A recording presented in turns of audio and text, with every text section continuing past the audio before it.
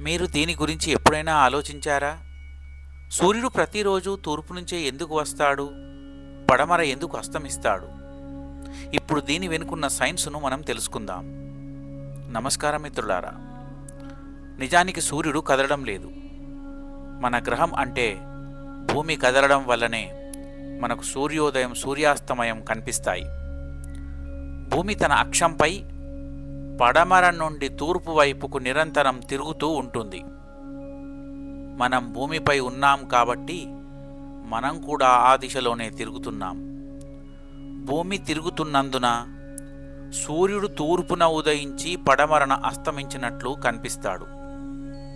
దీన్ని మనం అర్థం చేసుకోవాలంటే మీరు వేగంగా కదులుతున్న కారులో ఉన్నారని ఊహించుకోండి.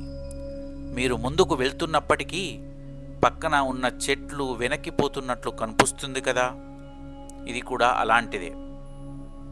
మనం పడమర నుండి తూర్పునకు తిరుగుతున్నప్పుడు సూర్యుడు మనకు తూర్పు దిశలో మొట్టమొదటగా కనిపిస్తాడు. అందుకే సూర్యుడు ప్రతిరోజు తూర్పు నుంచే ఉదయించినట్లు మనకు కనిపిస్తుంది. ధన్యవాదములు.